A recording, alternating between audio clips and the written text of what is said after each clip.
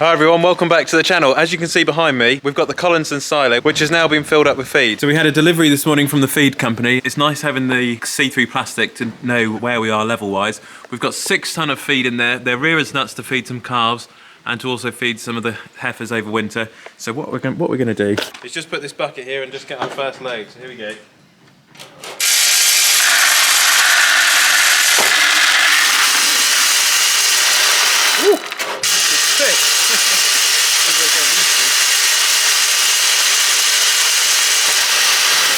Brilliant. Look at that. Go feed that out to the girls. And back in the shed, I finally managed to sort the shear bolts out in the cultivator.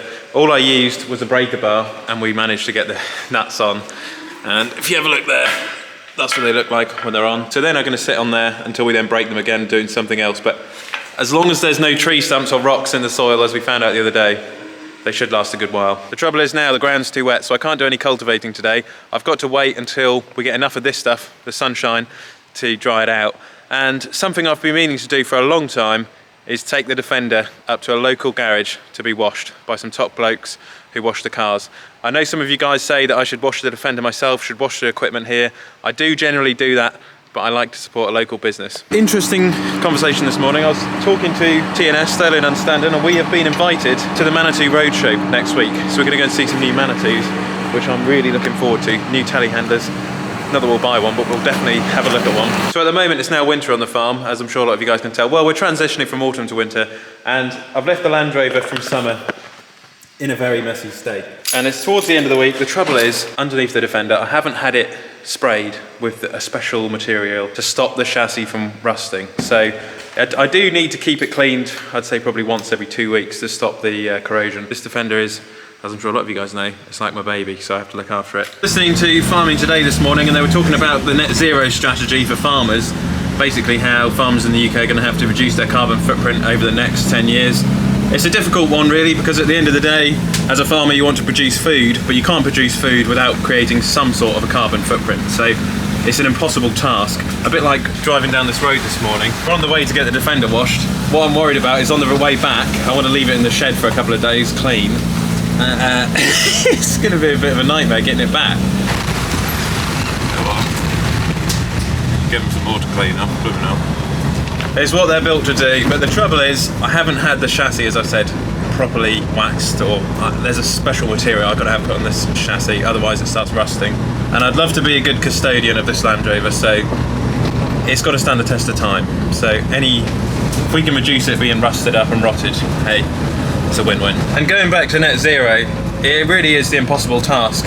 A lot of people have been talking about tractors recently, hydrogen-powered tractors. We have got very soon a tractor coming to the farm which runs on renewable energy, and it also emits net zero emissions as well. That's very exciting. I do hope that something like that might be the future of being able to run tractors in the UK. At least a tractor with a combustion engine rather than a battery-powered hybrid system, which would be too complicated. And I don't think battery-powered tractors have enough rechargeable capability yet. They haven't got the battery capacity, storage capacity to be able to run for a good 18-hour day. So it's going to be a while, I think, until we see electric tractors. I could have washed this car off, this Land Rover, in the yard, but these guys are really good. They spend every single day where we're going now washing cars. That's all they do. I pull up into the bay, they get it done in like 10 minutes, and because they're doing it all the time, they've become professionals. Now, I've been meaning to get this washed across all of summer, and it's just one of those things. This time of the year, she does get soaked. First proper wash in a long time.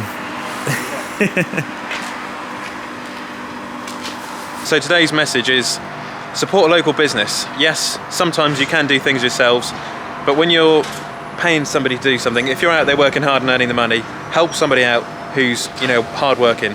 These people, they're from Eastern Europe, they're from another part of the world. I know that by helping them out and getting my car cleaned, they work hard and it pays their bills.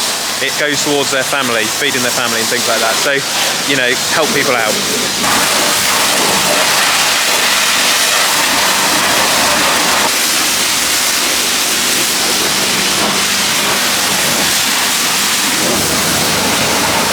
Whilst he just washes off the Land Rover, I'm going to have a little look around this car lot, because I've been looking for a secondary car to put some motorway miles on, something which I can rag about up and down the motorway, something affordable. Yeah, something to keep the miles off the Defender, but something which I love the Defender for the marshes and checking cattle, doing all my farm work. Something I could take out when I've got to go on these long trips to farm shows, to go and see the 135, things like that. But it needs to be a farmery vehicle, but something which is relatively affordable at the same time. Kia Ceed Eco Dynamics. How much is this? 3,290. Proper top gear job. 87,000 miles, diesel, not bad. A Mini Cooper, can't imagine myself driving a Mini. Come on, something for the motorway miles, something comfortable. Vauxhall, Mazda, they're a reliable car. BMW, oh, she's an auto. I did have obviously my little lap GTI, but that was just a bit too small. So for anyone commenting why I've got my app, why haven't I still kept that? I wanted to get something a bit bigger this time around. This one doesn't look too bad, and it's diesel, so it's a bit more economical. 73,000 miles, not bad. The white is petrol. No, white is diesel. White's diesel, yeah. The black one's petrol. That would be a good motorway cruiser. I mean, you want long runs and you want to save money. Long runs, petrol is not going to save you money. Right, got you. Leather interior. It's open, yeah? 1.6. God, what a beauty. Manual. 4899. Not bad. Okay, I was just having a little snoop there at the cars, motorway miles. I might look at a pickup truck instead now. Having looked at the cars, I don't know if I could go back to the car life since I've had the Defender. Clean out, much cleaner. There we go. That's how she should look. And then, like I say, they always do a good job. Wash it off, dry it off. You get all the smears off, all the crap off the windscreen. Until I get the chassis redone, I need to try and keep it relatively in good order. And the reason why, you know, I want to look after this Defender is when you work hard to go out and buy something. For people who have done this, you'll understand. You learn to appreciate things. And it's one of the things I'm very grateful for in life. And I've had to work for the objects, for things I want, such as the Defender. You know, I really appreciate it now. And, you know, there's a lot of people nowadays who don't necessarily have that same appreciation. So I keep working hard, I keep moving forward, and I appreciate what I have. And I like to help local businesses like this. You know, this Defender motivates me. It's another reason why I got it. Because yes, I could have got a pickup truck the first time round. There's nothing like, you know, a traditional Land Rover.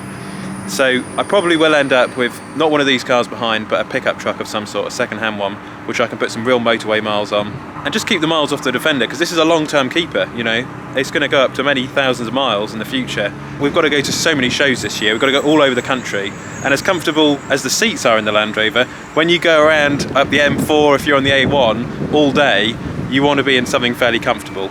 So I need a motorway cruiser. Perhaps you could leave a comment in the comment section down below of a good second-hand vehicle which would be a capable motorway cruiser, which could also run alongside the Defender as well, if you know what I mean. She's now looking tidy, looking clean, but the trouble is now I've got to get her home without getting her covered in crap on the way back. You don't get an Aintree green on Aintree green Defender very often. And I was just speaking to the car wash owner just on my way out, and he was saying that he's got somebody he knows, a friend, who's got a Toyota Hilux which might be available for sale in grey. The only thing is it's geared, but I think that would be an excellent second vehicle to go with this. And for a lot of people who are saying, well, Ollie, you're investing your money in tangible assets, you're investing in, you know, machines and things like that. Now is actually the time to do that, because due to hyperinflation, it's not the best time to put money in banks at the moment or in other things. So you're probably better off looking into, as I've said before, with classic tractors, investing in things like classic cars, classic machinery, classic tractors, because at least it will hold its value. It's not a bad thing to put your money into. And also I do need a motorway cruiser, because I've been invited this year and next year to quite a few long distance journey events, and I just don't want to do the events in the Defender.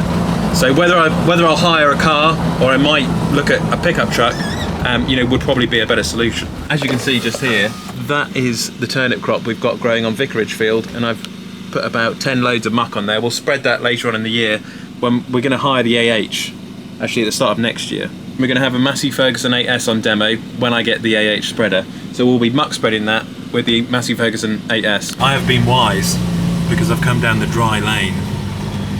It's a bit more inconvenient because there's more cars you meet down here, but at least the Defender will be clean. I also got myself a Bounty on the way out there, which I'm going to enjoy. So there we are. That's looking a hell of a lot cleaner, as I'm sure you can tell. And it will be used on the farm, the Defender, just in different ways. I'll try and look after it as much as I can. Move towards a Toyota Hilux or something like that, maybe an Isuzu.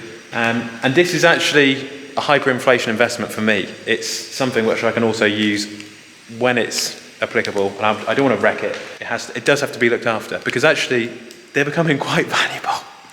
So I've had a lot of offers on it already, but it's not for that reason. You know, it's a long-term keeper, something I enjoy. And for anybody out there who says, you know, it's going to be kept clean, it's not going to be used, start a YouTube channel, start a social media business, keep it going for 5 or 6 years to the point where you can make an income from it, or you can earn a living, and then we'll have the conversation. You know, you do learn to appreciate things when you have to work for them, and this is a product of my hard work, you see, so that's why I appreciate it. And I also appreciate every single one of you who watch the channel and who have been supporting for all these years. And we've got so many events up and coming. We're going all over the country this year and next year, and we're going to need that long distance cruiser. So I'm going to enjoy this bounty, feed the calves, do all my afternoon jobs, and hopefully tomorrow we can get back out in the field when it's drier. Thanks for watching today's video, and I'll catch you on the next one.